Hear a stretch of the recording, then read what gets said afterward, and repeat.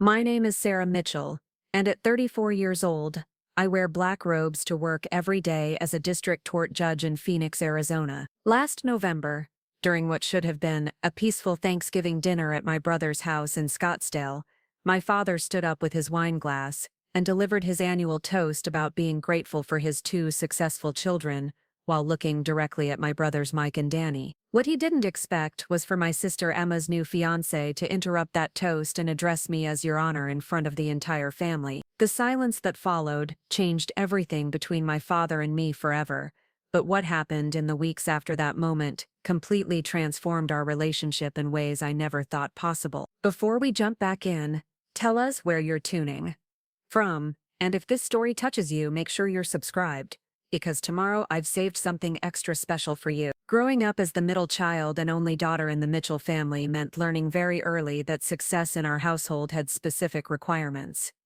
And unfortunately for me, being female wasn't one of them. I can still remember the exact moment when I first understood that my voice would never carry the same weight as my brothers' voices.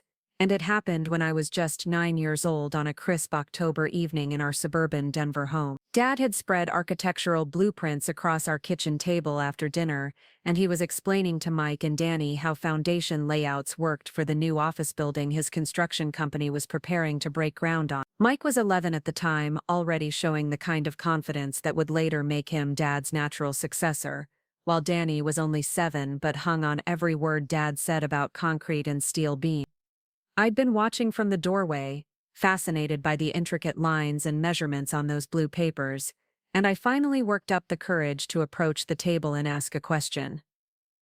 Dad, why do some of these lines have arrows and others don't? I'd asked, pointing to what I now know were structural indicators. The question came from genuine curiosity, because I'd always been drawn to understanding how things worked, whether it was the mechanics of our grandfather clock, or the way Mom organized her lesson plans for her high school English classes. But instead of the patient explanation he'd been giving my brothers, Dad looked up at me with an expression that was equal parts amused and dismissive. Sarah, sweetheart, why don't you go help your mother with the dishes? He said, his tone suggesting that my question was somehow inappropriate. This is man's work and you wouldn't understand the technical aspects anyway. He turned back to Mike and began explaining load-bearing calculations as if I'd never spoken at all. That night, lying in my bed with its lavender comforter and the glow-in-the-dark stars I'd arranged on my ceiling, I replayed that moment over and over again. Mom had tried to soften the blow later when she came to tuck me in, sitting on the edge of my bed and stroking my hair while she told me that some people had old-fashioned ideas about what girls and boys should be interested in. She assured me that being curious about everything was one of my greatest strengths and that someday I'd find a way to use that curiosity to build something even more important than the buildings Dad constructed. Your father builds things that house people's bodies, she'd whispered to me that night, but you're going to build things that house people's hopes and dreams. At 9 years old, I didn't fully understand what she meant, but I held on to those words like a lifeline throughout the years that followed.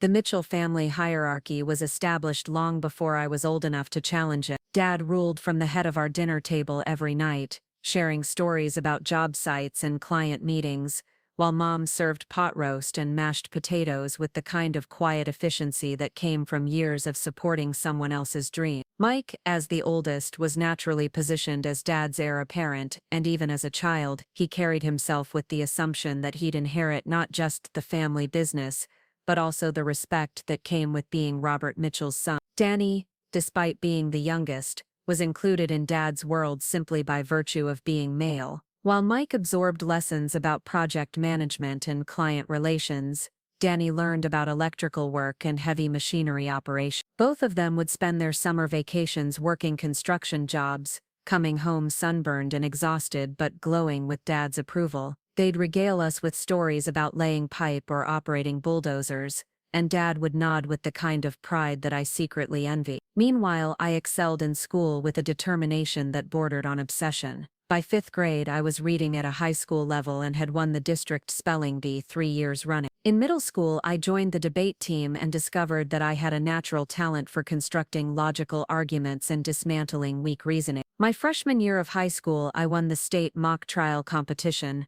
arguing a complex case about constitutional law with the kind of passion that made my English teacher suggest I consider studying law someday. But none of these achievements seemed to register with Dad the way my brother's calloused hands and work boots did. When I brought home academic awards, he'd pat my head and say something like, "That's nice, honey," before turning his attention to Mike's latest accomplishment at the construction site or Danny's progress in learning to operate heavy equipment. The message was clear and consistent.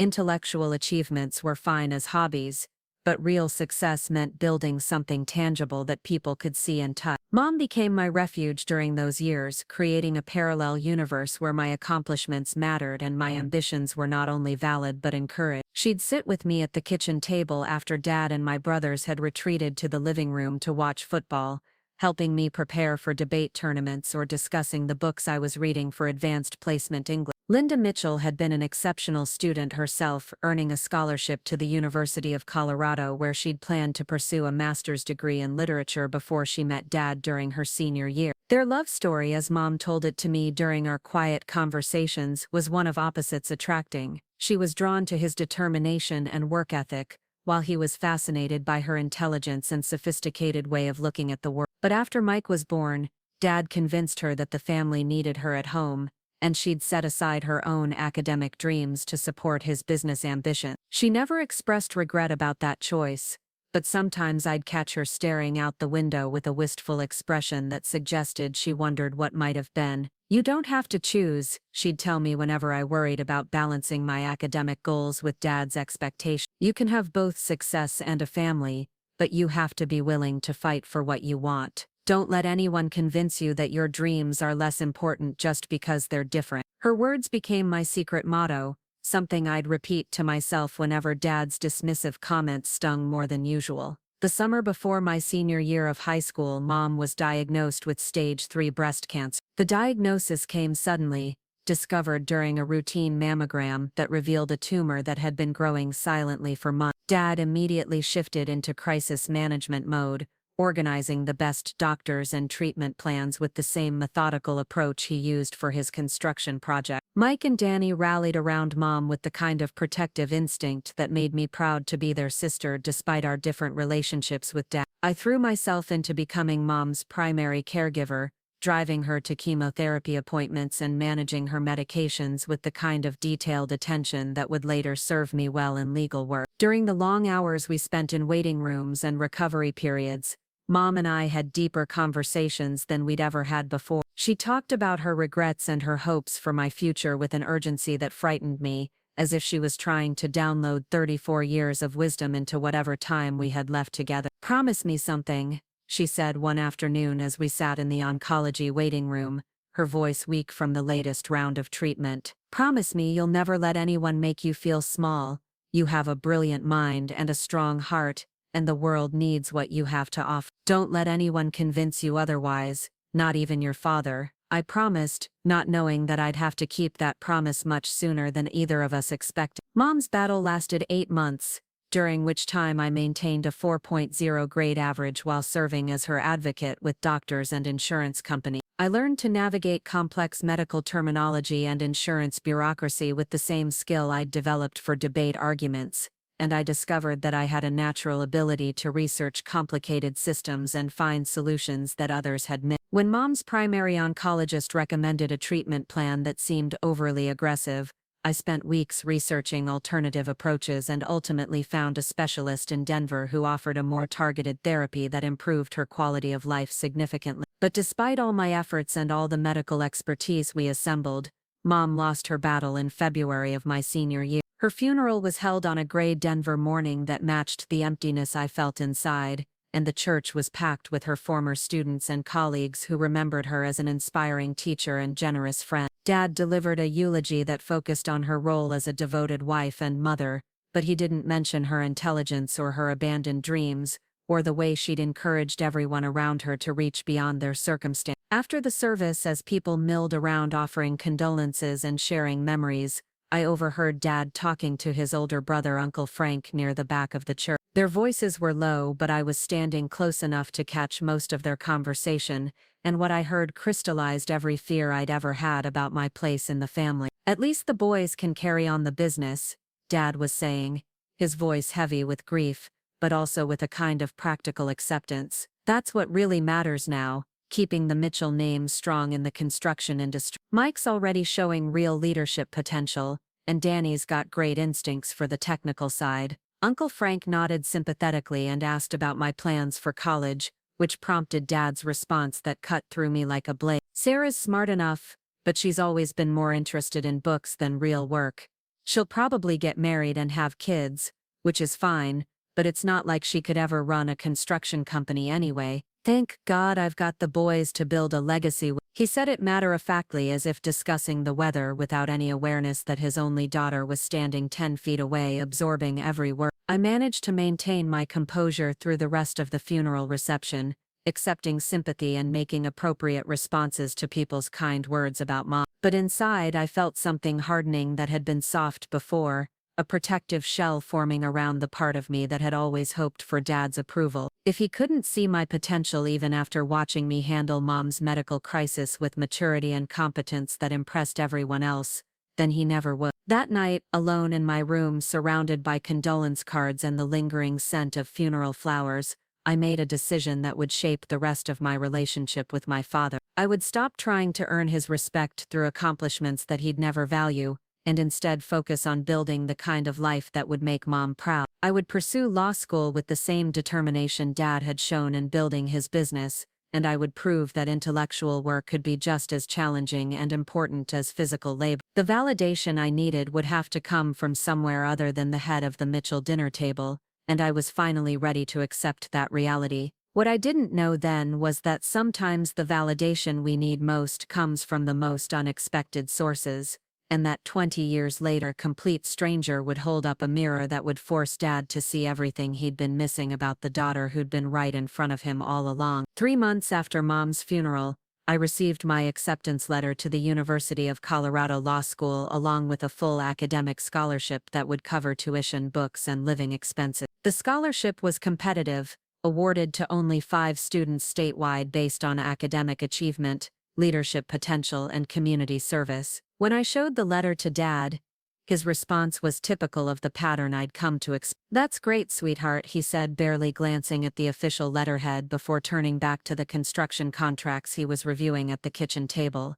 "Law school is expensive, so it's good you found a way to pay for it yourself. Just remember that all that education won't mean much if you don't find a practical way to use it." He didn't ask about my area of interest or my career goals, and he didn't seem to grasp the significance of earning a full scholarship in such a competitive field. Mike, who was working full-time for Dad by then and living in the apartment above our detached. Preparing and narrating this story took us a lot of time, so if you are enjoying it, subscribe to our channel. It means a lot to us. Now back to the story. Garage offered more enthusiasm than our father had shown. "That's awesome, Sarah," he said when I told him the news later that evening. "You always were the smart one in the family. Maybe you can help us with contracts and legal stuff once you graduate." His suggestion that I'd naturally return to support the family business rather than pursue my own career was well-intentioned, but revealing of how even my supportive brother saw my future. Danny, now 15 and completely immersed in learning electrical work through a vocational program at his high school, congratulated me with genuine warmth, but then immediately started talking about the commercial wiring project he was working on. The pattern was consistent across my family. They acknowledged my achievements but couldn't quite grasp their significance or imagine how they might lead to something substantial and independent. I started law school the following fall with a mixture of excitement and determination that felt different from anything I'd experienced before. For the first time in my life, I was in an environment where intellectual rigor was not only valued but essential, where success was measured by the quality of your reasoning rather than the tangibility of your output. My classmates came from diverse backgrounds, but we shared a common appreciation for the complexity of legal thinking and the importance of justice in a functioning society. During my first semester, I discovered that the skills I'd developed growing up in the Mitchell household had actually prepared me well for legal work. Years of listening to Dad negotiate with contractors and subcontractors had taught me how to identify the underlying interests behind people's stated positions. My experience advocating for Mom during her illness had given me patience for complicated bureaucratic processes and attention to detail that many of my classmates lacked. Even my childhood debates with my brothers about fairness and rules had been early training in constructing logical arguments and anticipating counter-arguments.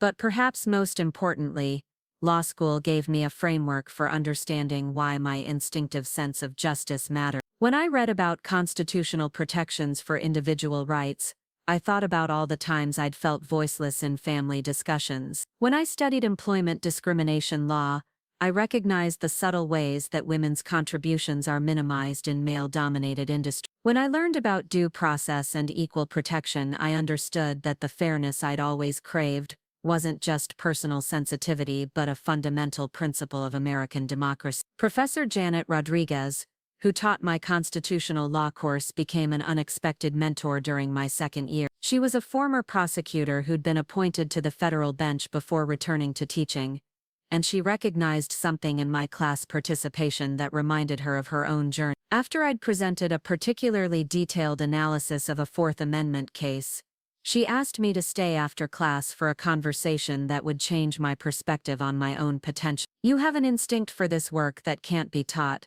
she told me as we sat in her office surrounded by law books and legal journals. "You understand that law isn't just about memorizing rules but about protecting people who can't protect themselves. Have you considered prosecution work after graduation?" When I admitted that I hadn't thought beyond graduation, she spent the next hour describing the satisfaction of using legal skills to ensure that justice was served for victims who needed someone to speak for them. That conversation planted a seed that grew throughout my remaining law school years. I began focusing my electives on criminal law and trial advocacy, and I spent my summers working for the district attorney's office as an unpaid intern. The work was challenging and often heartbreaking, but it felt meaningful in a way that nothing else ever had. When I successfully helped prosecute a domestic violence case where the victim had been intimidated into recanting her testimony, I understood that this was the kind of building Mom had envisioned for me, constructing justice and safety for people who desperately needed both. My law school graduation ceremony was held on a beautiful May morning in Boulder, with the Rocky Mountains providing a stunning backdrop for one of the most important days of my life. I'd been selected as class representative to give the commencement address, an honor that was both thrilling and terrifying. My speech focused on the responsibility that comes with legal education and the obligation to use our skills to strengthen the justice system for everyone, especially those who traditionally have the least access to quality legal representation. I'd invited Dad to the ceremony, hoping that seeing me in this context might help him understand the significance of what I'd accomplished. He arrived 20 minutes late during the middle of my speech, and I watched him slip into a back row seat while I was discussing the importance of equal access to justice. After the ceremony, as I posed for photos with Professor Rodriguez and my study group, Dad approached with the kind of distracted energy that meant he was thinking about work. "Nice speech, honey," he said, giving me a brief hug that felt more obligatory than celebratory. "Very impressive. Listen, I hate to rush off, but Mike's meeting with some investors about the Phoenix expansion this afternoon, and I need to get back to help him prepare." He was already checking his watch as he spoke, clearly anxious to leave. The investors' meeting he was rushing back for turned out to be a casual lunch with a potential subcontractor, hardly the urgent business crisis that required cutting short his daughter's law school graduation. As I watched him hurry toward the parking lot, I felt the familiar sting of being secondary to my brother's needs, but I also felt something new. A sense of independence that came from knowing I no longer needed his approval to validate my choices. I was 25 years old, equipped with a law degree and a clear sense of purpose, and I was ready to build the kind of career that would honor Mom's faith in my potential. What I couldn't have predicted then was that it would take nearly a decade and the intervention of a complete stranger before Dad would finally see what he'd been missing all along. But that moment of recognition, when it finally came, would be worth every year of feeling invisible at the family dinner table. After graduating from law school, I made a decision that shocked everyone in my family.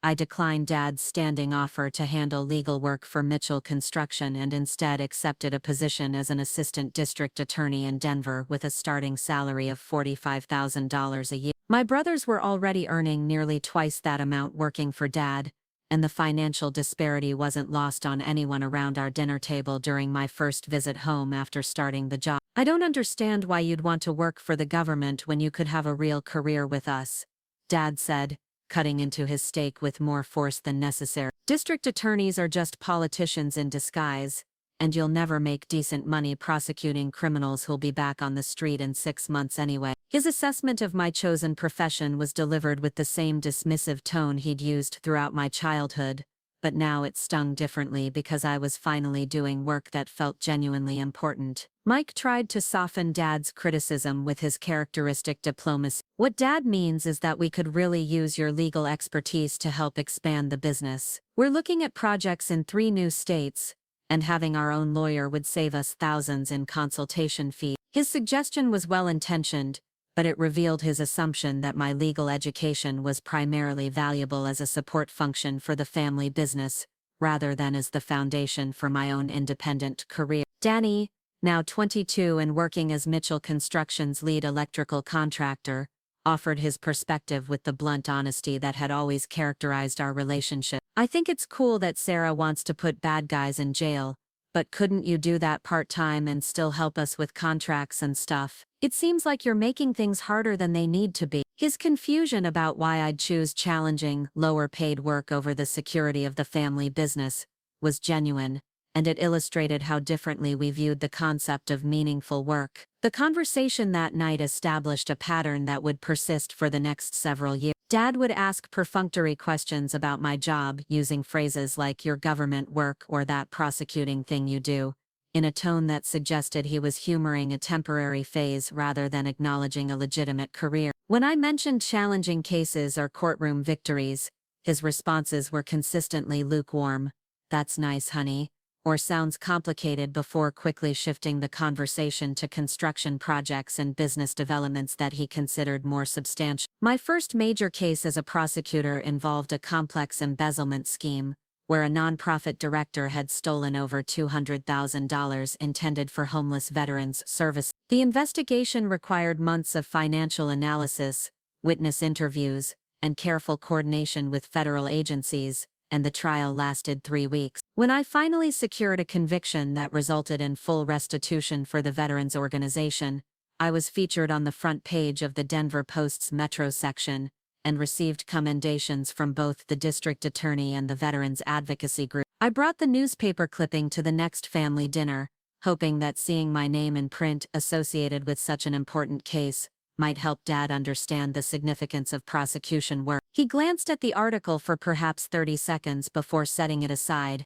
and launching into a detailed description of Mitchell Construction's latest project, a new medical complex that would employ 200 workers and generate millions in revenue. "Now that's the kind of work that really makes a difference in people's lives," he concluded, apparently oblivious to the irony of dismissing my efforts to recover stolen money for homeless veterans while praising a construction project primarily valued for its profit potential. Mike's reaction to my newspaper feature was more supportive but equally revealing of his priorities. "This is great publicity for the Mitchell name," he said, studying the article more carefully than Dad had. "Maybe we could use your legal reputation to help us win more government contracts. Having a prosecutor in the family might give us credibility when we bid on municipal projects." His enthusiasm for my achievement was genuine, but his immediate focus on how it could benefit the family business showed that he still viewed my career primarily through the lens of its potential value to Mitchell Construction. The pattern of dismissal extended beyond my professional accomplishments to encompass my personal development and lifestyle choices. When I moved from my modest apartment near the courthouse to a nicer place in Denver's Capitol Hill neighborhood,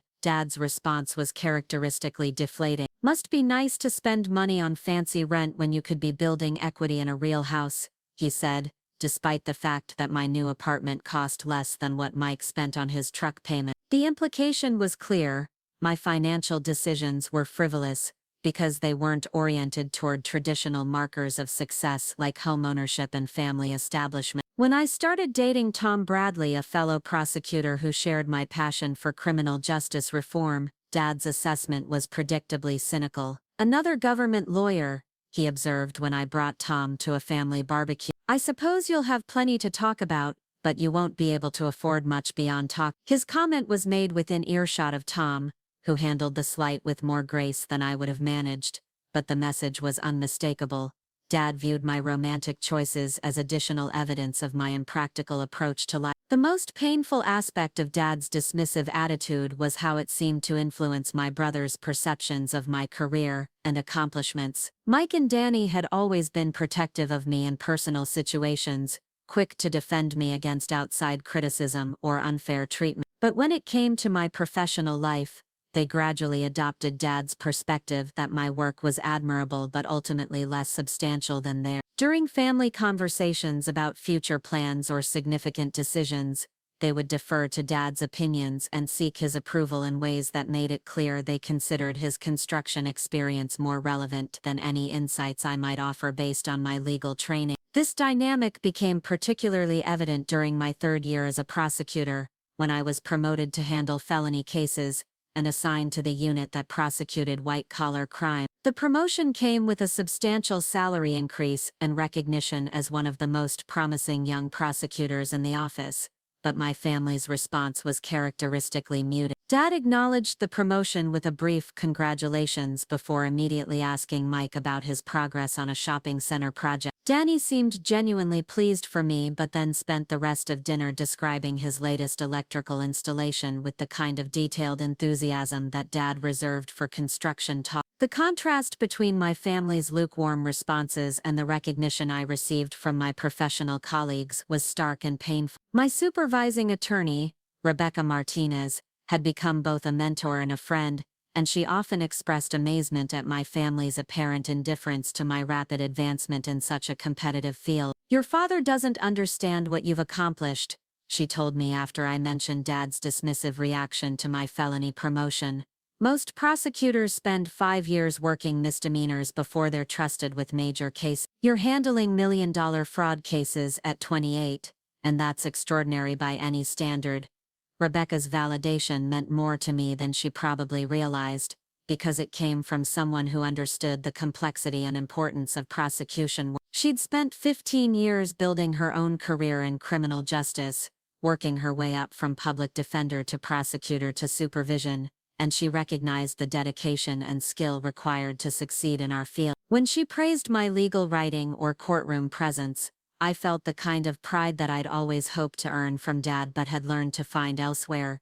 The disconnect between external recognition and family acknowledgement became even more pronounced as my career advanced. During my 4th year in the district attorney's office, I was selected to prosecute a high-profile case involving a city councilman who'd been taking bribes from developers in exchange for favorable zoning decisions. The case required months of preparation and careful coordination with the FBI, and the trial attracted daily media coverage that put both my skills and the office's reputation on public display. The prosecution was particularly challenging because the defendant was well connected politically and had hired an expensive defense team that challenged every piece of evidence and every procedural decision. I spent countless hours preparing for cross-examinations and researching legal precedents, often working late into the night to ensure that our case was airtight. The pressure was intense, but I thrived on the intellectual challenge and the knowledge that we were fighting for accountability in local government. When the jury returned a guilty verdict on all counts after only 6 hours of deliberation, the courtroom erupted in applause from the spectators who'd been following the case. The judge commented that it was one of the most professionally conducted prosecutions he'd seen in 20 years on the bench, and the local newspapers ran editorials praising the thoroughness of our investigation and the quality of our presentation. The conviction resulted in significant reforms to the city's zoning process and sent a clear message about accountability for public corruption. I called Dad that evening to share the news, hoping that the high-profile nature of the case and the positive media coverage might finally help him understand the importance of prosecution work. His response was typical but still disappointing. "That's great, sweetheart. I'm sure it feels good to win a big case like that. Mike just closed the deal on the Morrison Boulevard project, so we're both having a good week." The equivalence he drew between my anti-corruption victory and Mike's construction contract revealed everything about how he valued our respective accomplishments. The Morrison Boulevard project that Dad mentioned was indeed significant for Mitchell Construction, representing their largest single contract to date. But the comparison illustrated his fundamental inability to distinguish between commercial success and public service, between profit generation and justice implementation. Mike's deal would benefit the family business financially, while my conviction had strengthened democratic institutions and deterred future corruption. Dad saw only the former as genuinely important. Tom, who'd become a steady presence in my life during this period, often served as a sounding board for my frustrations about family dynamic. As someone who'd grown up in a family of teachers and social workers, he had difficulty understanding how my father could be so dismissive of work that was clearly making a positive difference in the community. "Your dad seems like a good man in most ways," Tom observed after attending a particularly tense family dinner, "but he has a blind spot about the value of public service that I don't think you're going to change by achieving more success. He needs to see that justice work is as essential as construction work, and that might require a different kind of conversation." Tom's insight proved prophetic, though it would take several more years and an unexpected intervention before Dad would finally have that different kind of conversation. In the meantime, I continued building my reputation as a skilled prosecutor, while learning to find validation from sources other than the head of our family dinner table. The pattern of dismissal had become so predictable that I'd developed emotional defenses against it, but those defenses came at the cost of gradually distancing myself from a family that couldn't see the value in the work that defined my identity and purpose. Part 3. Key relationships and backgrounds. Understanding my father's dismissive attitude toward my career required understanding the experiences that shaped his worldview and the relationships that influenced his definition of success. Robert Mitchell's story was one of determination and hard work overcoming modest beginnings, but it was also a story that reinforced traditional gender roles and limited definitions of valuable work in ways that would profoundly impact how he viewed his only daughter's chosen path. Dad was born in 1955 in a working-class neighborhood of Cleveland, Ohio, where his father worked in a steel mill and his mother cleaned houses for wealthy families in the suburbs. The Mitchell family lived paycheck to paycheck, and young Robert learned early that financial security required physical labor and practical skills rather than academic achievement or intellectual pursuit. His parents, though loving and supportive, had limited education themselves and viewed college as an expensive luxury that working-class families couldn't afford. Robert's childhood was shaped by the expectation that he would follow his father into industrial work, but he demonstrated an entrepreneurial spirit that set him apart from his peers. During high school, he worked construction jobs every summer and weekend, saving every dollar while learning carpentry, plumbing, and electrical work from experienced tradesmen who appreciated his work ethic and attention to detail. By graduation, he'd accumulated enough money and practical knowledge to envision starting his own construction business rather than becoming someone else's employee. The defining moment of Dad's young adulthood came when he was 22 and working for a large construction company in Cleveland. His supervisor, a man named Frank Kowalski who'd built a successful career despite having only an 8th-grade education, took Robert under his wing and taught him the business aspects of construction work. Frank's philosophy was simple but powerful. College boys design buildings, but working men build them. Never forget which one actually matters when people need a roof over their head. Frank's mentorship reinforced Robert's existing beliefs about the superiority of practical work over theoretical knowledge, and it provided him with a framework for understanding success that would influence every aspect of his future life. According to Frank's worldview, real achievement came from creating tangible products that served essential human needs, while intellectual work was secondary at best and parasitic at worst. Lawyers and accountants make money off other people's hard work, Frank would say, but construction workers create the foundation that makes everything else possible. When Robert moved to Denver in 1978 with $5,000 in savings and a dream of starting his own construction company, he carried Frank's philosophy with him like a sacred text. His early years were brutally difficult, requiring him to work 18-hour days while living in a studio apartment and driving a used truck that broke down regularly. But his persistence paid off when he landed his first major contract,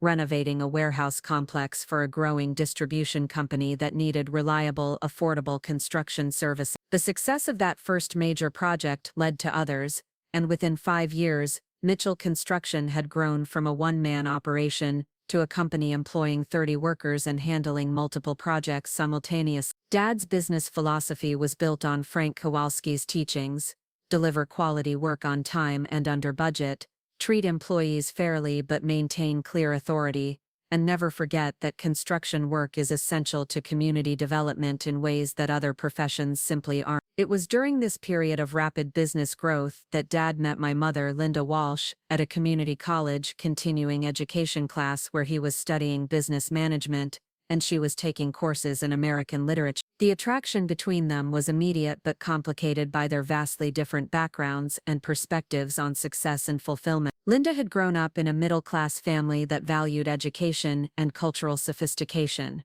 and she'd earned a bachelor's degree in English literature with plans to pursue graduate studies and eventually teach at the university level. Their courtship was a study in opposites attracting despite fundamental differences in worldview. Dad was fascinated by Mom's intelligence and cultural knowledge, while she was drawn to his determination and unpretentious confidence. He would take her to construction sites to show her the buildings he was creating, explaining the engineering challenges and project management complexities with obvious pride. She would introduce him to books and ideas that expanded his perspective on literature and philosophy, though he remained skeptical about the practical value of such intellectual pursuit. The compromise they reached when they married in 1982 reflected the gender expectations of their generation and social context. Mom agreed to set aside her graduate school plans to support Dad's business ambitions and start a family, while Dad acknowledged the importance of education and culture in their children's lives. Mom would handle the domestic sphere and child-rearing responsibilities, creating an intellectually stimulating home environment, while Dad focused on building a business that could provide financial security and social status for their family. This division of labor worked reasonably well during the early years of their marriage, particularly after Mike was born in 1983, and Dad could envision passing his business legacy to a son who would carry the Mitchell name into the next generation. Mom threw herself into motherhood with the same intellectual curiosity she'd applied to her academic work, reading extensively about child development and creating educational activities that stimulated Mike's cognitive growth, while respecting Dad's desire to introduce him to construction work and practical skills. When Danny was born in 1987, Dad's satisfaction with his family structure was complete. He had 2 sons who could eventually take over Mitchell Construction, a devoted wife who managed their home with impressive efficiency, and a thriving business that was earning respect throughout the Denver construction industry. The Mitchell family appeared to be a perfect example of traditional American success: hardworking father, supportive mother, promising sons, and steadily increasing prosperity. My arrival in 1985, between Mike and Danny,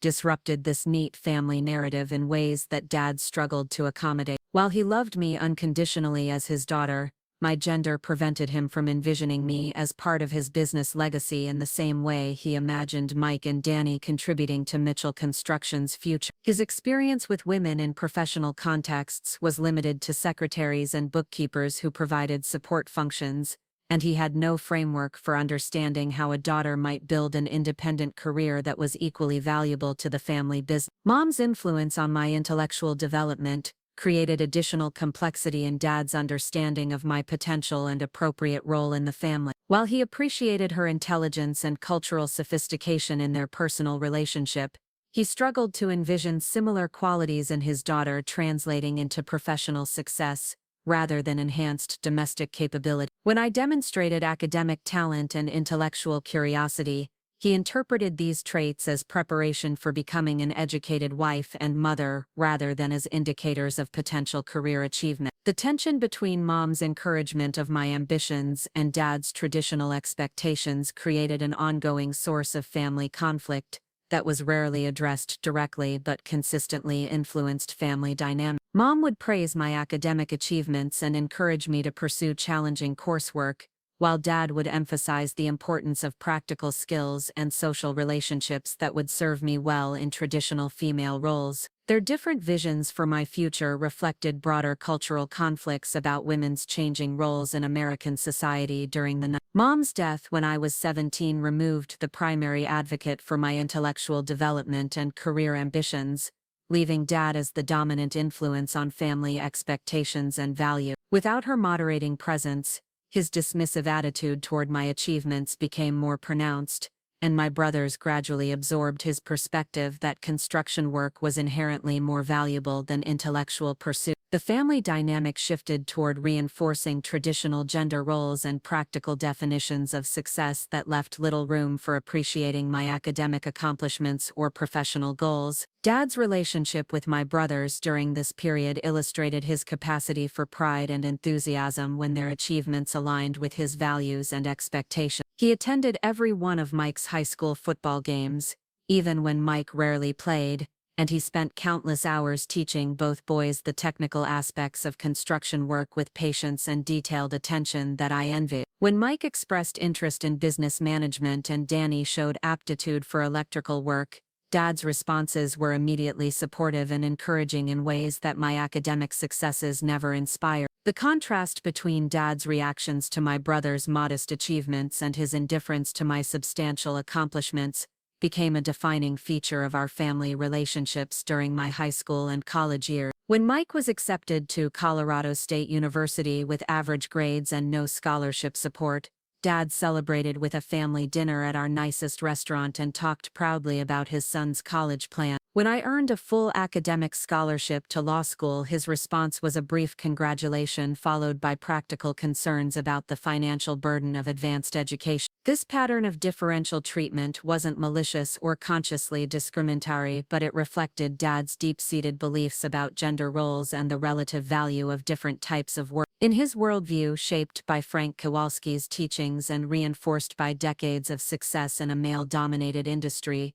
construction work represented essential contribution to society, while intellectual work was peripheral at best. My academic achievements, no matter how impressive, couldn't compete with my brother's participation in the family business for Dad's attention and approval. Understanding this background helped me develop some compassion for Dad's limitations while also recognizing that changing his perspective would require more than additional accomplishments on my part. His worldview was the product of deeply held beliefs about gender, work, and success that had served him well in building his business and providing for his family. Challenging those beliefs would require confronting fundamental assumptions about value and contribution that had guided his decisions for decades. The irony was that Dad's business success had actually been built on many of the same qualities that contributed to my legal career: attention to detail, strategic thinking, problem-solving abilities, and the capacity to work with difficult people under stressful circumstances. But because those qualities were applied in different contexts, he couldn't see the similarities between construction management and prosecution work, between building projects and building cases, between ensuring structural integrity and ensuring procedural fairness. Mom had understood these connections and tried to help Dad see them, but her efforts were limited by her own role within the family structure and her reluctance to challenge his authority directly. After her death, no one else in the family had both the insight to recognize these parallels and the relationship with Dad that might have enabled productive conversations about different forms of valuable work. I was left to prove my worth through achievements that Dad couldn't appreciate, while hoping that eventually he might develop a broader understanding of success and contribution. I had established myself as one of the most effective attorneys in the Denver District Attorney's Office, with a conviction rate that exceeded 90% and a reputation for thorough preparation that made defense attorneys wary of taking cases to trial against me. My specialization in white-collar crime had led to several high-profile prosecutions that resulted in significant policy changes and deterred future criminal activity, but my family's response to these accomplishments remained consistently underwhelming. The case that should have been my breakthrough moment with Dad involved the prosecution of a construction company owner who had been defrauding the city on municipal building projects for over 5 years. The defendant, Marcus Vega, had been systematically overcharging for materials, using substandard supplies and falsifying inspection reports in ways that compromised building safety and cost taxpayers millions of dollars. The case was particularly complex because Vega had created an elaborate network of shell companies and fraudulent documentation that required months of financial analysis to unravel. When I first mentioned the case to Dad during a family dinner, his response was immediate and defensive. Construction fraud cases are usually just misunderstandings about billing procedures, he said. Despite having no knowledge of the specific facts, Government bureaucrats don't understand how building projects actually work, so they see fraud where there's just normal business practice. His assumption that the prosecution was misguided,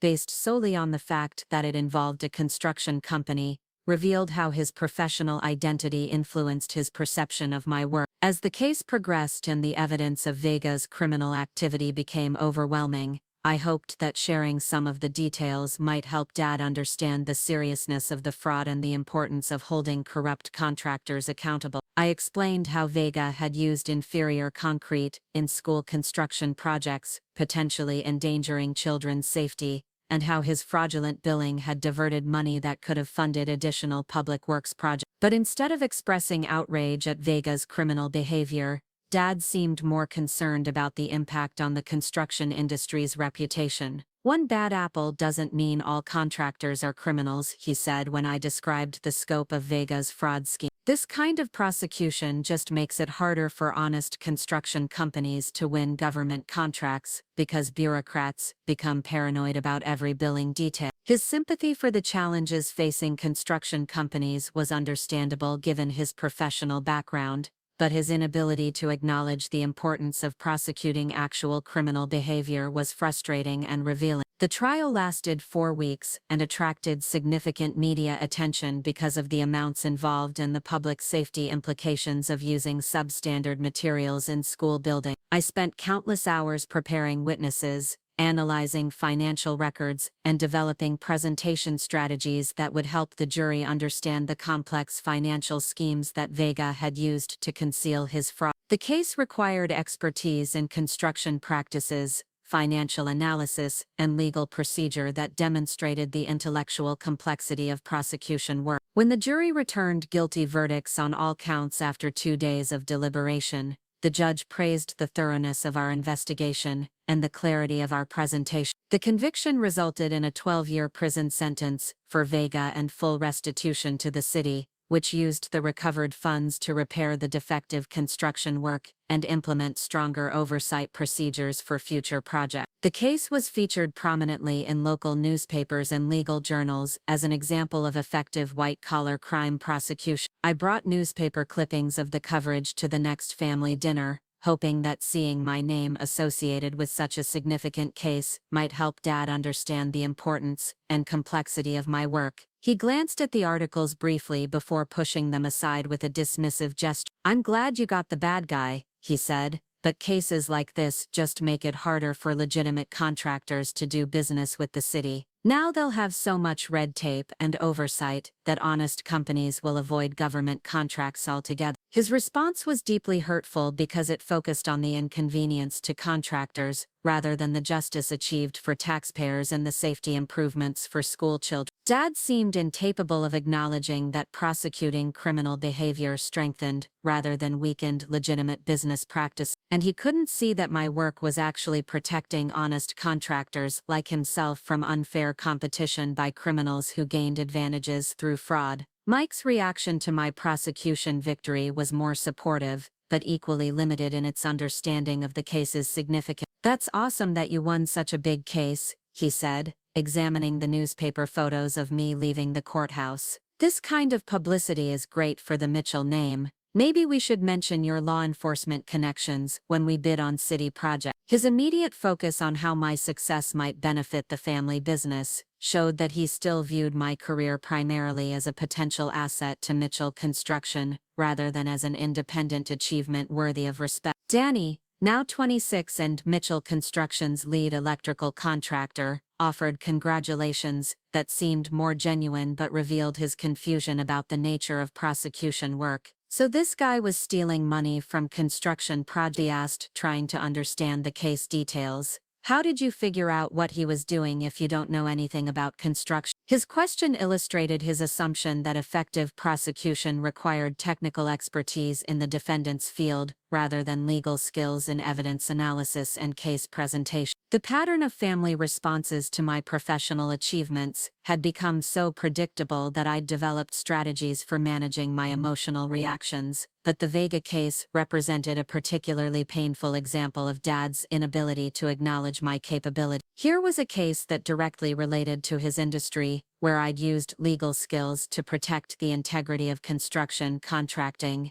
and ensure accountability for criminal behavior that damaged legitimate businesses like his own. Yet he could see only the inconvenience to contractors rather than the protection I'd provided for honest companies and the community. My relationship with Tom Bradley had deepened during this period, and he provided emotional support that helped me maintain perspective on my family's limitations. Tom's own family background was dramatically different from mine. His parents were both college professors who valued intellectual achievement and public service above financial success. When I described my family's responses to my professional accomplishments, Tom struggled to understand how parents could be anything other than proud of a daughter who was making such significant contributions to community safety and justice. "Your dad acts like you're playing games, while your brothers do real work," Tom observed after attending a family barbecue where Dad had spent 2 hours discussing Mike's latest construction project without asking a single question about my recent cases. "But what you do is just as essential to community well-being as what they do.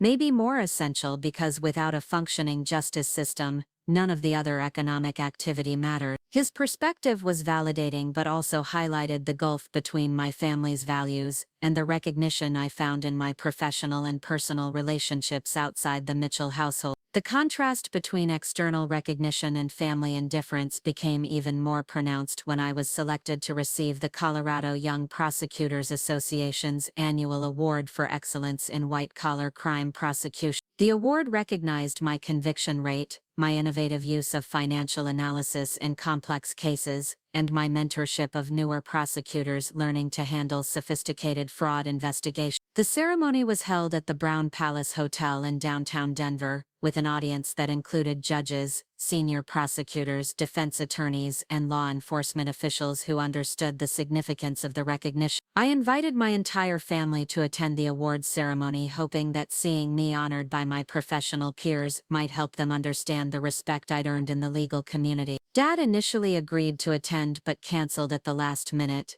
claiming that Mike needed help with a crisis at a construction site that couldn't wait until the next day. The crisis turned out to be a minor scheduling conflict with a concrete delivery that Mike easily resolved on his own, but Dad's excuse allowed him to avoid an event where my achievements would be the center of attention. Mike and Danny did attend the ceremony, though their discomfort in the formal setting was obvious throughout the evening. They applauded politely when my name was called and smiled for photographs afterward, but their conversations with other attendees revealed their limited understanding of prosecution work and their tendency to defer to Dad's dismissive attitude toward my career. When a federal judge complimented them on having such an accomplished sister, Mike's response was typical: "Sarah's always been the smart one in the family. We're just glad she uses those brains to put bad guys in jail instead of defending them." The judge's follow-up questions about my specific cases and their impact on community safety demonstrated the respect that legal professionals had for my work, but my brothers seemed surprised by the level of interest and expertise that other attorneys showed in discussing my prosecution. They'd heard me describe my cases at family dinners, but they'd never understood that other legal professionals viewed my work as sophisticated and important, rather than as routine government employment. Tom attended the ceremony as my guest and was struck by the contrast between the recognition I received from my professional colleagues and the indifference I experienced from my family.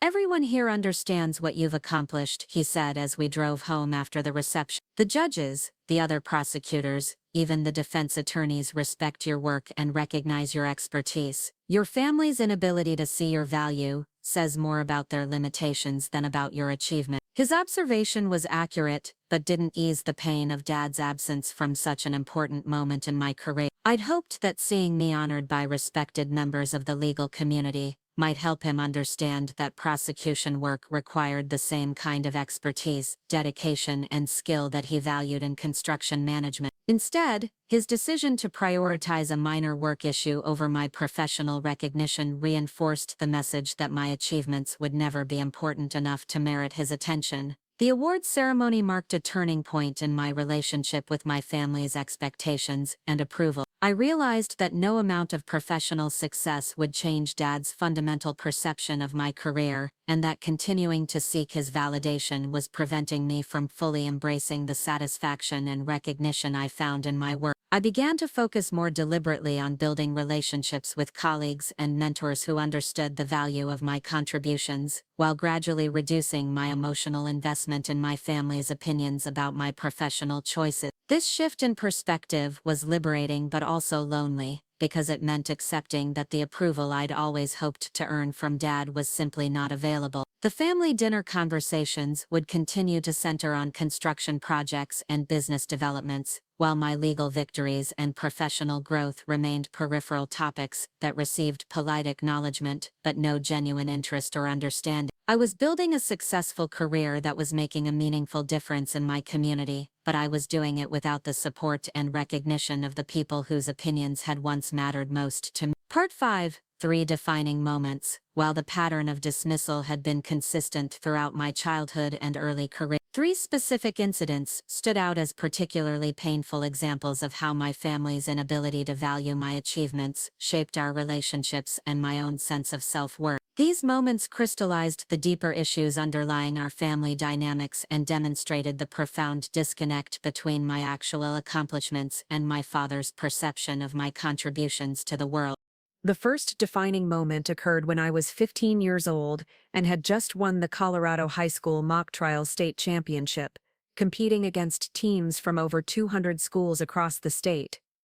Our team from Denver East High School had spent months preparing for the competition, and I had been selected as the lead attorney for our prosecution case, which involved a complex murder trial with multiple witnesses and sophisticated legal arguments about evidence admissibility and reasonable doubt standards. The state championship was held in Colorado Springs during the first weekend of April, which unfortunately coincided with the opening game of Mike's varsity baseball season. Mike was a decent player but spent most games sitting on the bench, getting into the actual game only during blowouts or when other players were injured. Despite his limited playing time, Dad had never missed one of his games, treating each one as if Mike were a college prospect being scouted by major league teams. When the schedule conflict became apparent, I assumed that Dad would attend the state championship since it represented the culmination of months of hard work and was a genuinely significant achievement. Mock trial was a demanding extracurricular activity that required mastering complex legal concepts, developing courtroom presentation skills, and working collaboratively with teammates to create compelling arguments. Winning the state championship was a rare accomplishment that demonstrated intellectual capability and competitive excellence in ways that seemed impossible to ignore. Mom planned to attend the competition and had arranged to drive me to Colorado Springs on Friday afternoon, but I desperately wanted Dad to see me compete at the highest level and win something that actually mattered. When I asked him to come to the championship instead of Mike's game, his response was immediate and dismissive. "Honey, that's just a school activity, but Mike's baseball season is important for his development as an athlete. You can tell me all about your competition when you get home." The dismissal stung, but what made it truly painful was his characterization of the state championship as just a school activity, while treating Mike's benchwarming as important athletic development. The intellectual rigor required for mock trial competition far exceeded the physical demands of sitting on a baseball bench, and the statewide competition represented a level of achievement that Mike had never approached in any activity. Yet Dad's priorities reflected his deeper belief that traditional male activities were inherently more valuable than intellectual pursuits, regardless of the level of excellence involved. Mom tried to soften the blow by suggesting that Dad didn't understand the significance of mock trial competition, but her explanation only highlighted the problem. He had never bothered to learn about an activity that was clearly important to me and had consumed hundreds of hours of my time over 2 years. When I won the individual award for Best Advocate in the state championship, Mom was there to celebrate with me, but Dad's absence meant that my greatest high school achievement was experienced without the recognition of the person whose approval I most desperately wanted. The drive home from Colorado Springs on Sunday evening was bittersweet.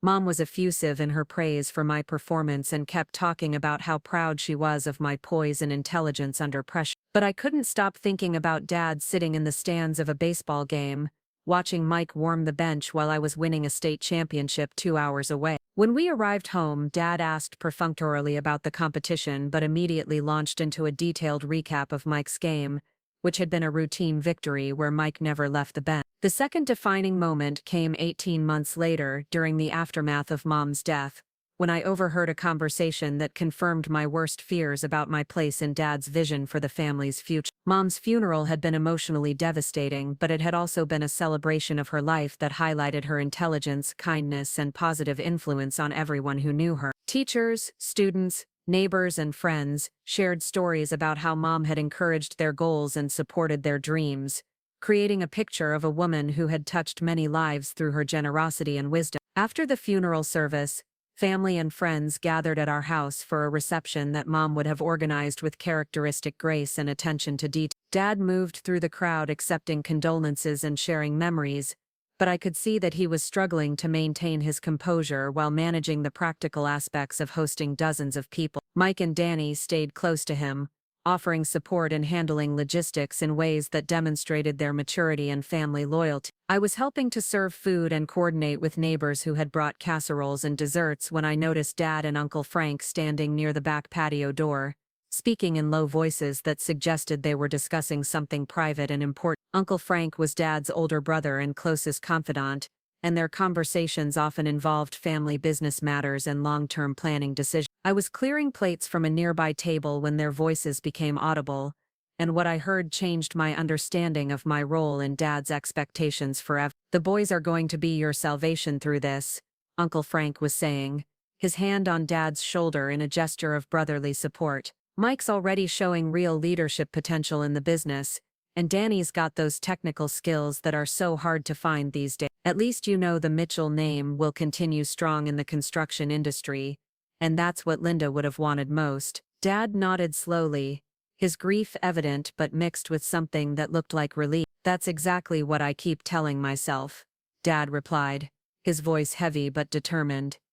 "The business is what matters now, what I can build for them to inherit. Sarah's a smart girl, but she's always been more interested in books than real work. She'll probably get married and settle down with some professional type, which is fine, but it's not like she could ever understand the construction business well enough to be part of the legacy I'm building." He paused, glancing toward the house where guests were still mingling. "Thank God I've got the boys to carry on what really matters. That's how I'll honor Linda's memory, by making sure her sons have something substantial to build their lives on." The words hit me like a physical blow, not because they were surprising, but because they confirmed what I'd always suspected about Dad's long-term vision for our family. In his mind, I was a temporary member of the Mitchell household who would eventually marry into someone else's family and contribute to their legacy rather than building on his own. My academic achievements and intellectual interests were pleasant diversions that made me a more attractive marriage prospect, but they weren't serious preparation for meaningful adult contribution to the world. What made the conversation particularly painful was Dad's certainty that this arrangement represented what Mom would have wanted. Mom had spent countless hours encouraging my academic pursuits and nurturing my interest in debate and legal thinking,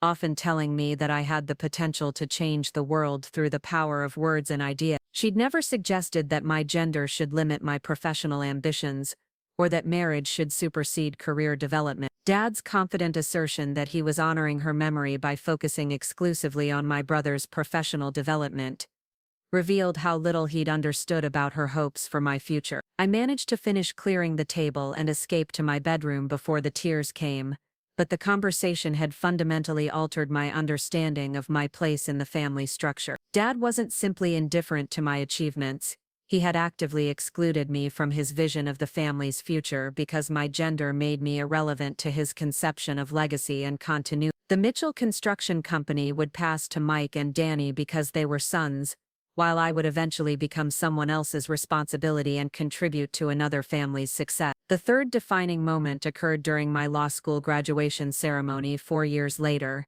when Dad's response to one of the most important days of my life demonstrated that his attitude toward my achievements had not evolved despite my obvious academic success and professional potential. I had graduated summa cum laude from the University of Colorado Law School, been selected as class representative to deliver the commencement address, and been offered multiple job opportunities, including positions at prestigious private firms that would have provided substantial financial compensation. The graduation ceremony was scheduled for a Saturday morning in Boulder, with beautiful views of the Rocky Mountains providing a stunning backdrop for what should have been a celebration of 3 years of intensive academic work. I had been nervous about giving the commencement address but had ultimately decided to focus my speech on the responsibility that comes with legal education and the obligation to use our skills to strengthen justice systems for everyone, especially those who traditionally have limited access to quality legal representation. I had invited Dad to the ceremony weeks in advance, hoping that seeing me graduate with highest honors from such a prestigious program might help him understand the significance of my academic achievements and the professional opportunities they represent. Law school graduation was different from high school or undergraduate ceremonies because it marked entry into a learned profession with substantial earning potential and social influence. I hoped that Dad might finally recognize my intellectual accomplishments as preparation for meaningful career success rather than as impressive but impractical diversion. Dad initially confirmed his attendance, and even mentioned that he was looking forward to hearing my speech, which gave me hope that he was beginning to appreciate the importance of my educational achievement. Mom would have been incredibly proud to see me graduate from law school, and I wanted to honor her memory by having Dad present for this milestone moment. I had worked harder during law school than at any previous point in my life, maintaining academic excellence while developing practical skills through internships and clinical work that prepared me for professional practice. The morning of graduation arrived with perfect Colorado spring weather, and I felt confident about my speech and excited about the future as I prepared to officially become a lawyer. My classmates and their families were gathering in the designated area before the ceremony, and I kept watching for Dad's arrival while greeting friends and professors who had supported me throughout law school. Professor Rodriguez, who had become an important mentor, expressed her pride in my academic performance and told me that my speech would be one of the highlights of the ceremony. 20 minutes after the ceremony had begun, I spotted Dad slipping into a seat near the back of the audience during the middle of my commencement address. I was in the middle of discussing the importance of equal access to justice when I saw him find an empty chair and settle in with the kind of distracted energy that suggested he was thinking about other obligations. His late arrival meant that he missed the introduction that highlighted my academic honors and the explanation of how student speakers were selected based on scholarly achievement and leadership potential. Despite his tardy entrance, I felt relieved that he had made it to the ceremony and hoped that hearing the rest of my speech might give him insight into my professional goals and the seriousness with which I approached legal work. I concluded my remarks with a call for my classmates to remember that legal education was a privilege that carried responsibilities to serve justice and protect the vulnerable, and the audience responded with enthusiastic applause that suggested my message had resonated effectively. After the ceremony, as graduates gathered with their families for photographs and celebrations, I approached Dad with excitement about sharing this important moment with him. I had expected congratulations and perhaps some questions about my future plans or expressions of pride in my academic achievements. Instead, his first words were about his need to leave quickly for another obligation. "Congratulations, honey," he said, giving me a brief hug that felt perfunctory rather than celebratory. "That was a nice speech. Very impressive. Listen, I hate to rush off, but Mike has an important meeting with potential investors this afternoon about the Phoenix expansion, and I need to get back to help him prepare the presentation material." He was already checking his watch as he spoke, clearly anxious to leave despite having arrived late to my graduation ceremony. The investors' meeting that was supposedly so urgent turned out to be an informal lunch with a mid-level manager from a company that Mitchell Construction already did business with regularly. Mike later told me that the meeting was entirely routine, focused on discussing potential subcontracting opportunities for a project that was still in early planning stage. There was nothing about the meeting that required Dad's immediate presence or that couldn't have been handled the following week, but it provided him with an excuse to minimize his time at my law school graduation. As I watched Dad hurry toward the parking lot while other families were still taking photographs and celebrating their graduates' achievements, I felt the familiar combination of hurt and resignation that had characterized my relationship with his priorities throughout my academic career. Here was a moment that represented the culmination of years of hard work and the beginning of my professional life, yet Dad treated it as a brief interruption in his schedule rather than as something worthy of his full attention and participation. The contrast between Dad's response to my law school graduation and his reactions to my brother's much less significant achievements was stark and painful. When Mike had graduated from Colorado State University with mediocre grades and no particular distinction, Dad had organized a family celebration dinner at Denver's most expensive restaurant and spent the entire evening talking proudly about his son's college accomplishments. When Danny had completed his electrical apprenticeship program, Dad had thrown a backyard barbecue and invited extended family and business associates to celebrate his younger son's entry into the skilled trade. But my graduation from law school with highest academic honors, delivery of the commencement address, and entry into a prestigious profession merited only a brief congratulations and a hasty departure to attend a routine business meeting. The message was unmistakable. My achievements, regardless of their objective significance, would never be important enough to merit Dad's full attention or enthusiastic support. Professor Rodriguez, who had observed the brief interaction with Dad, approached me after he left to offer her perspective on family dynamics and professional development. Some parents have difficulty understanding achievements that are different from their own experiences, she said gently. Your father's inability to appreciate what you've accomplished says nothing about the value of your work or your potential for professional success. The legal community recognizes your capabilities, and that's what will matter as you build your career. Her words were supportive and helped me maintain perspective on Dad's limitations, but they couldn't completely ease the pain of having such an important moment in my life treated as secondary to Mike's routine business activity. I had hoped that law school graduation might represent a turning point in Dad's understanding of my potential and his willingness to value my achievements, but instead it confirmed that no amount of academic success would change his fundamental attitude toward my career prospects. Tom, who had been unable to attend the graduation ceremony due to his own work obligations, was outraged when I described Dad's behavior later that evening. He arrived late to your law school graduation and then left early for a routine business meeting, Tom asked, his voice rising with indignation. Sarah, that's not just inconsiderate, it's actively disrespectful of everything you've worked for. Any parent should be proud to have a daughter graduate summa cum laude from law school, let alone one who was selected to give the commencement address. Tom's reaction validated my feelings about Dad's behavior while also highlighting how different his family's values were from mine. Tom's parents had both attended his college graduation and had treated it as one of the most important days in their family's history, taking hundreds of photographs and organizing a celebration that lasted well into the evening. The contrast between his family's enthusiastic support and my father's casual dismissal of my achievements illustrated how profoundly different our family cultures were regarding the value of education and professional accomplishment. These three defining moments had established a pattern that would persist throughout my early legal career.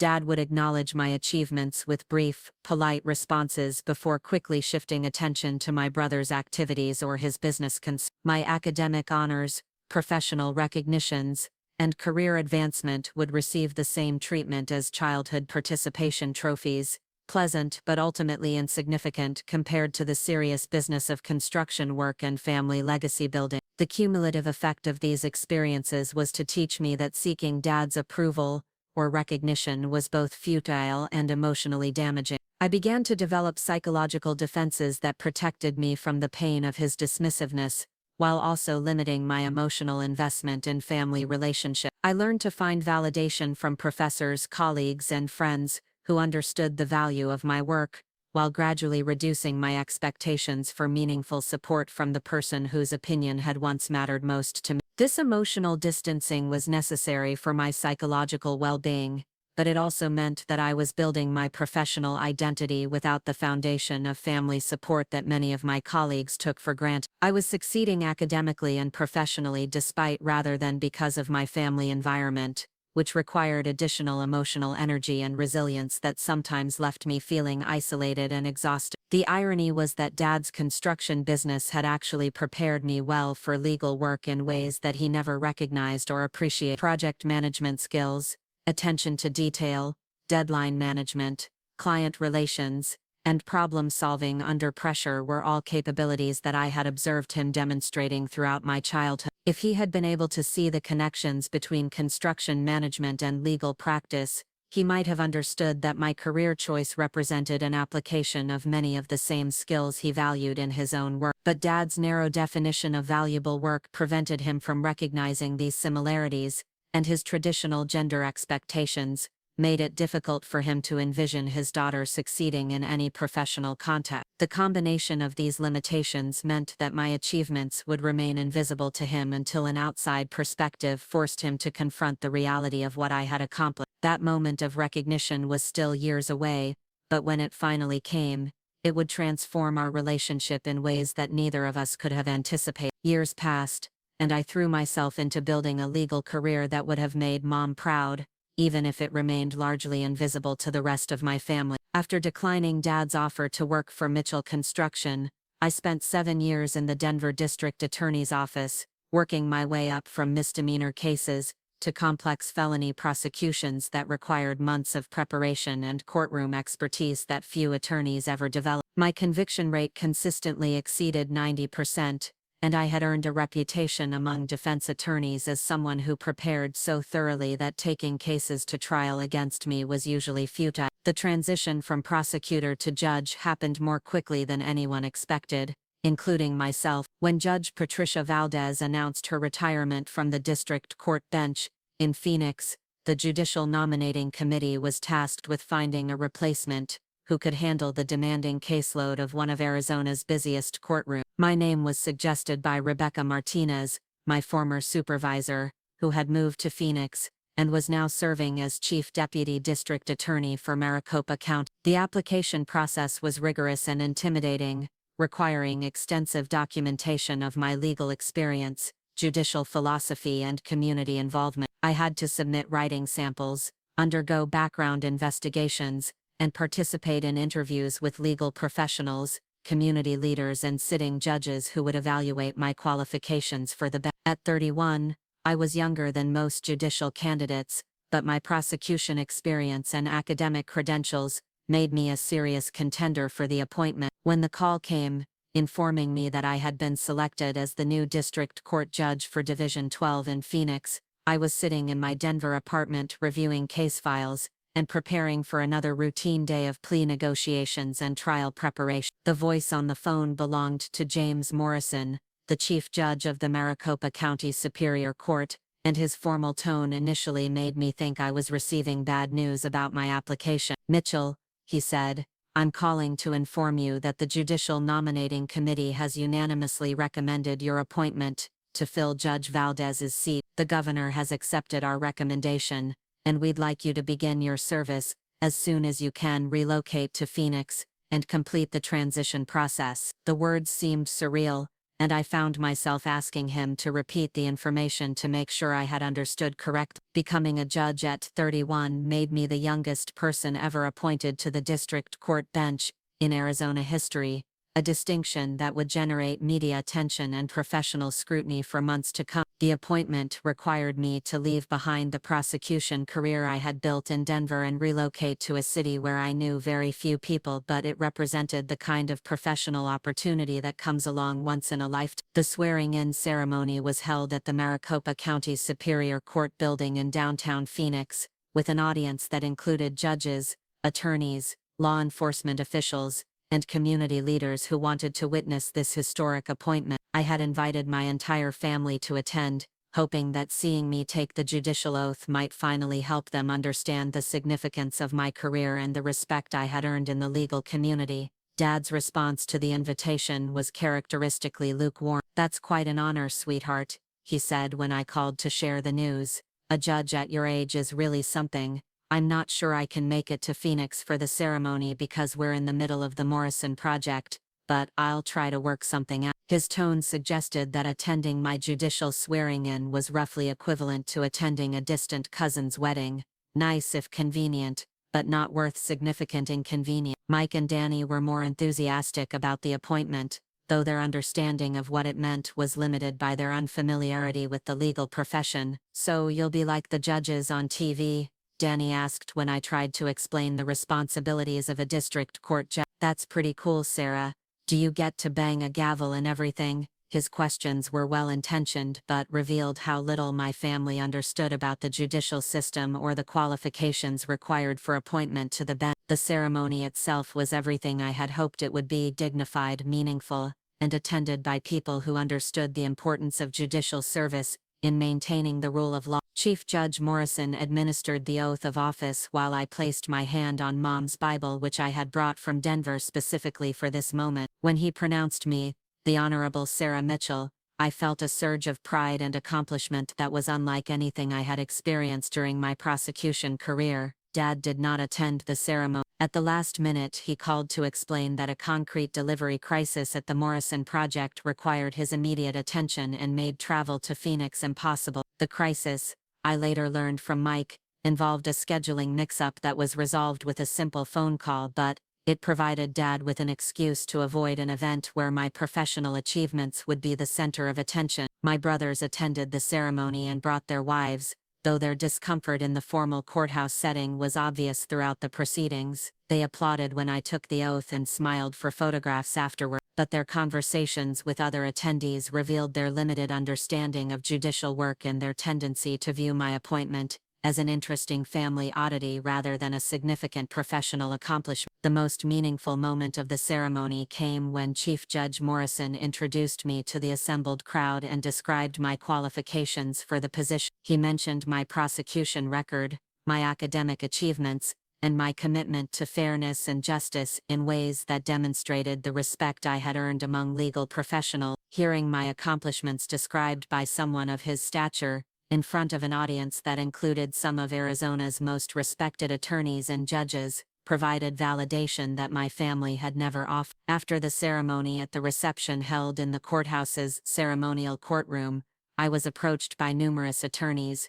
judges, and community leaders who congratulated me on the appointment and expressed their confidence in my ability to serve effectively. Many of them mentioned specific cases I had prosecuted or legal writing I had published, demonstrating familiarity with my work that far exceeded my own family's knowledge of my career. Judge Rebecca Chen, who had served on the district court bench for 15 years, offered perspective that helped me understand the significance of my appointment within the broader legal community. "You're going to face challenges because of your age," she told me during a quiet moment at the reception. "But you have the intellect and temperament to be an excellent judge. Don't let anyone make you feel like you don't belong here. The legal community believes in your capabilities, and that's what matters." Her words proved prophetic in the months that followed, as I navigated the complex responsibilities of managing a busy courtroom while establishing my authority and credibility with attorneys who had practiced law longer than I had been alive. The learning curve was steep and demanding, but I thrived on the intellectual challenges and the satisfaction of ensuring that justice was served fairly and efficiently in every case that came before my bench. My judicial duties included presiding over criminal trials, civil disputes, family court matters, and administrative hearings that required expertise in multiple areas of law and the ability to make quick decisions under pressure. Each day brought new challenges and complex legal questions that demanded careful research and thoughtful analysis. The work was exactly what I had hoped it would be: intellectually stimulating, socially important, and professionally fulfilling, in ways that made the long hours and intense pressure worthwhile. Within my first year on the bench, I had established a reputation for thorough preparation,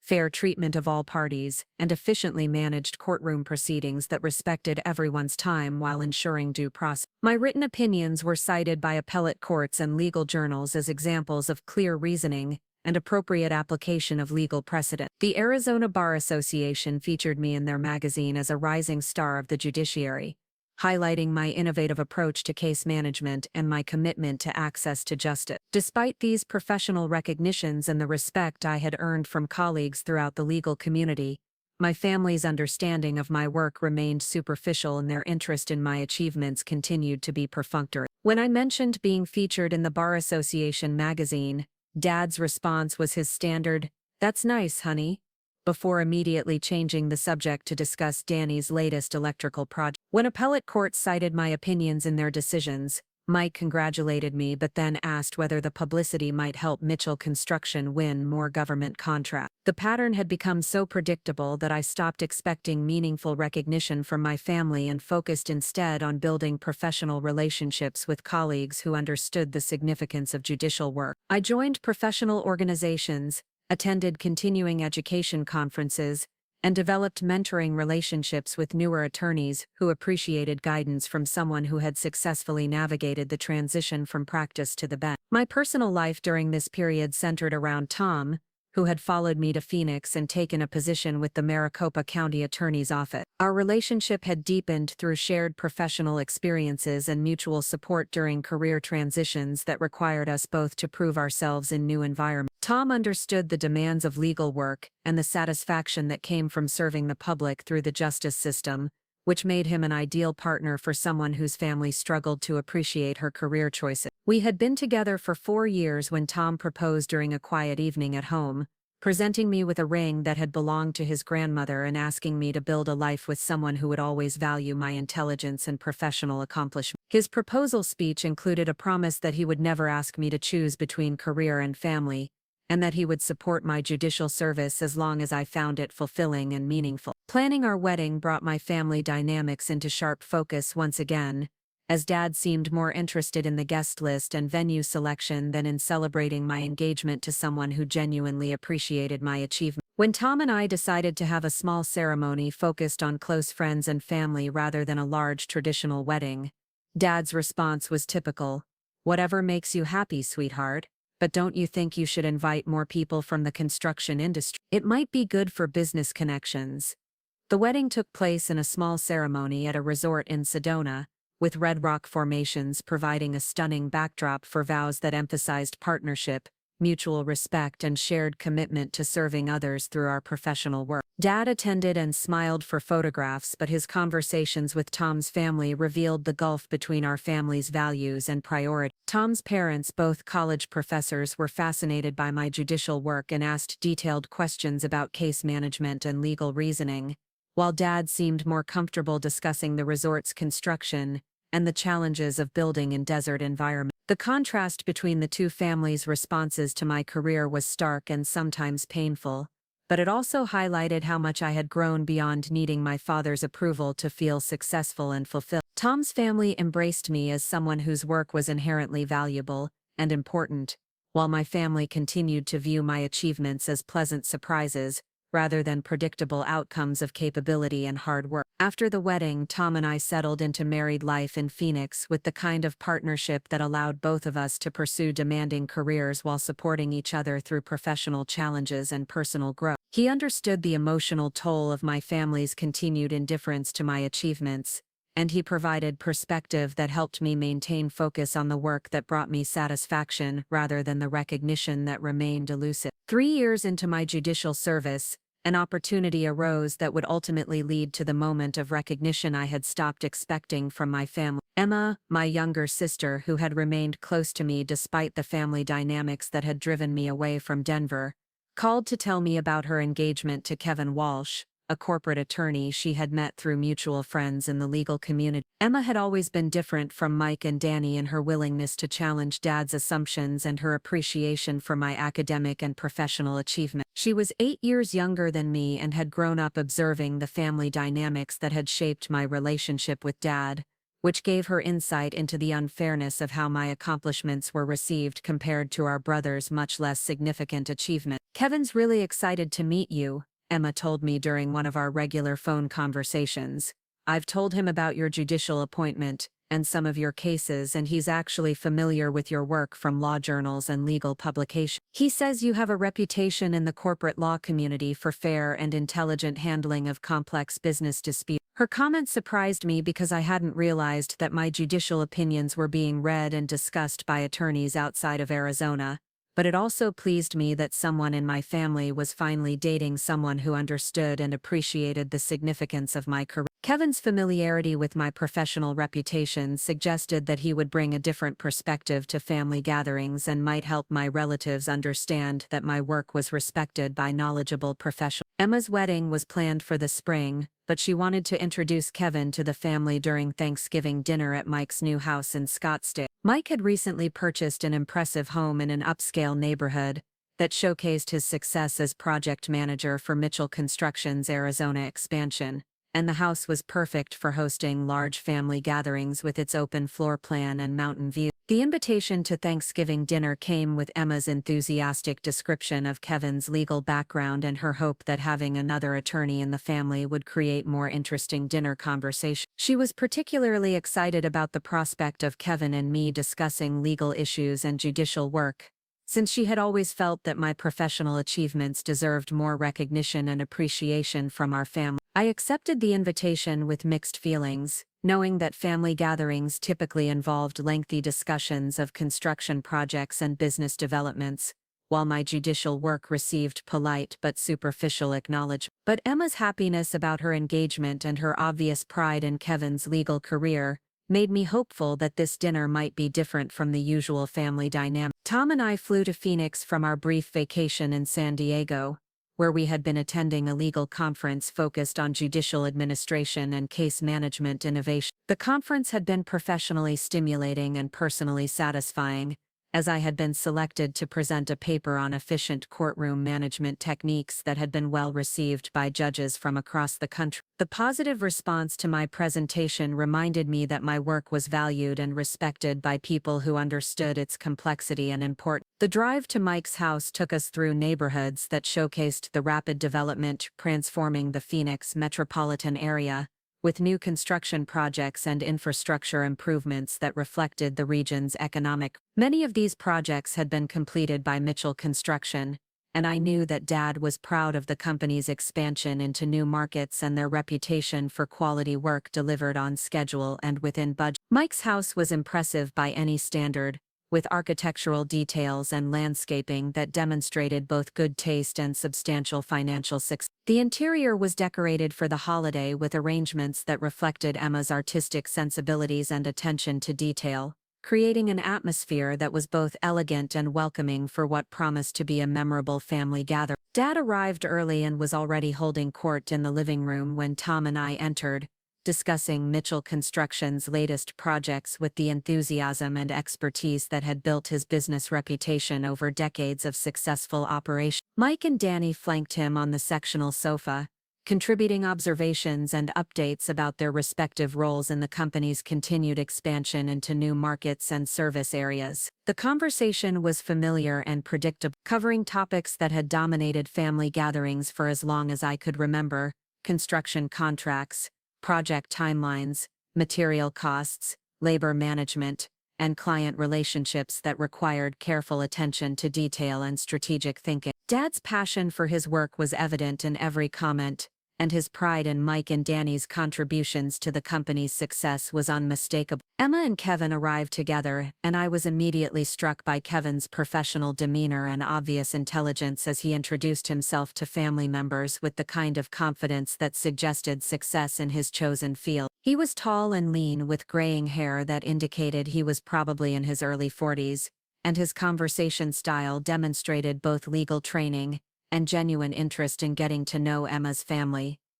When Emma introduced Kevin to me, his response was immediate and surprising. "Judge Mitchell," he said, extending his hand with obvious respect. "I had no idea Emma's sister was Sarah Mitchell. I've been following your work since you were appointed to the bench, and I've read several of your opinions in business litigation cases. Your analysis in the Brennan fraud case was particularly impressive." His recognition of my professional work was unexpected and gratifying, but what struck me most was his use of my judicial title and his familiarity with specific cases I had decided. For the first time in a family setting, someone was acknowledging my expertise and accomplishments with the kind of detailed knowledge that demonstrated genuine professional respect. Dad's reaction to Kevin's comment was confusion mixed with curiosity, as if he was hearing about my judicial work for the first time despite having been informed of my appointment 3 years earlier. "You know about Sarah's judging?" he asked Kevin, his tone suggesting surprise that anyone outside our family would be familiar with my career. Kevin's response was matter-of-fact but illuminating. "Judge Mitchell has developed quite a reputation in the Arizona legal community for her handling of complex business disputes and white-collar criminal cases. Her opinions are frequently cited in legal publications,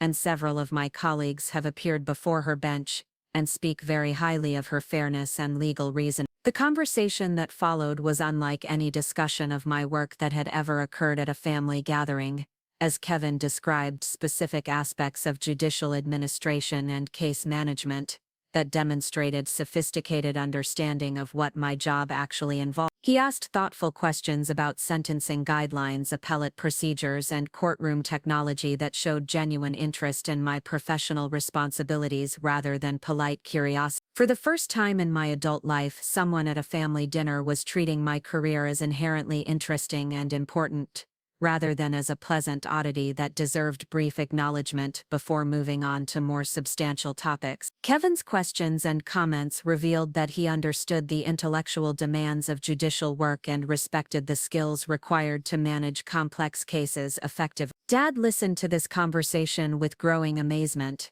as if discovering that his daughter had been leading a secret life of professional accomplishment that he had somehow failed to notice. Mike and Danny also seemed surprised by Kevin's detailed knowledge of my judicial work, and their questions revealed how little they actually knew about what I did in my courtroom, or why other attorneys held my opinions in high regard. The dinner conversation that evening was transformed by Kevin's presence and his obvious respect for my professional achievement. Instead of the usual focus on construction projects and business developments, we discussed legal precedents, constitutional interpretation, judicial ethics, and the challenges of ensuring equal access to justice in an increasingly complex legal system. Dad participated in these conversations with uncharacteristic humility, asking questions that revealed his recognition that judicial work involved expertise and responsibilities that he had never fully understood or appreciated. For the first time in our relationship, he seemed genuinely curious about my professional life rather than dismissive of its importance or significance. The moment that changed everything came during Dad's traditional Thanksgiving toast,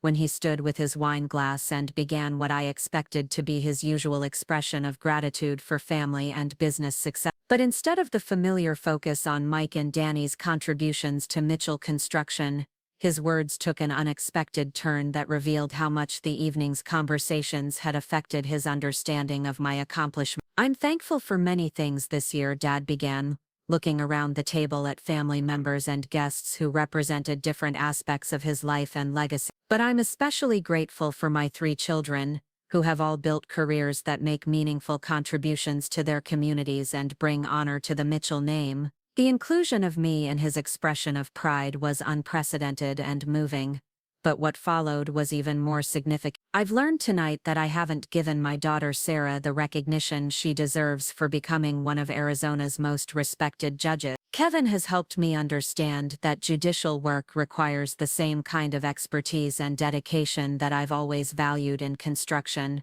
and I'm proud to have a daughter whose professional accomplishments are making such a positive difference in people's lives." The words I had waited 34 years to hear were finally spoken, not because of anything I had done differently, but because an outsider had forced Dad to see my achievements through the lens of professional respect rather than familial obligation. Kevin's recognition of my judicial work had provided Dad with a framework for understanding that intellectual achievement could be just as valuable and important as the physical construction work that had defined his own success. The remainder of the evening was spent in conversations that included my professional experiences as a natural and important part of family discussion, rather than as peripheral topics that received polite but superficial acknowledgement. Dad asked detailed questions about my cases and expressed genuine interest in the challenges of judicial administration, while Mike and Danny seemed to see me clearly for the first time as someone whose work was as demanding and significant as their own. Tom observed these interactions with amazement, having witnessed years of family gatherings where my achievements were minimized or ignored despite their obvious importance and the recognition they received from professional colleagues. The transformation in family dynamics was immediate and profound, creating space for relationships based on mutual respect rather than traditional gender expectations and limited definitions of valuable work. The drive home that evening was filled with reflection on how a single conversation had accomplished what decades of professional achievement had failed to produce: genuine recognition from the person whose approval I had sought throughout my entire life. Kevin's intervention had been unintentional but transformative, providing Dad with the perspective needed to see that his daughter had built a career worthy of the same pride he felt in his son's accomplishment. In the months that followed, Dad made efforts to learn more about judicial work and to understand the significance of my role in the legal system. He began reading news articles about my cases and asking informed questions about sentencing decisions and courtroom management during our phone conversation. For the first time in our relationship, he seemed genuinely interested in my professional life, rather than politely tolerant of career choices he couldn't understand or appreciate. The change in our relationship was profound and lasting, creating possibilities for connection and mutual respect that had seemed impossible just months earlier. I had finally received the recognition I had always wanted from Dad, not through my own efforts to educate him about my work, but through the intervention of someone who could translate my achievements into language that resonated with his values and understanding. Kevin and Emma's wedding 6 months later was a celebration that included toasts acknowledging my judicial service as well as my brother's business accomplishments, reflecting a family dynamic that had been fundamentally altered by one evening's conversation. Dad's toast at the wedding reception included specific mention of his pride in having a daughter whose judicial opinions were cited by other courts and whose professional reputation brought honor to the Mitchell family name. The journey from invisible daughter to recognized professional had taken 34 years and required the intervention of a complete stranger, but it had finally led to the relationship with Dad that I had always hoped was possible. Sometimes the recognition we most desperately need comes from the most unexpected sources, and sometimes the people closest to us need help seeing what has been visible to everyone else all along. Up next, you've got 2 more standout stories right on your screen. If this one hit the mark, you won't want to pass these up. Just click and check them out.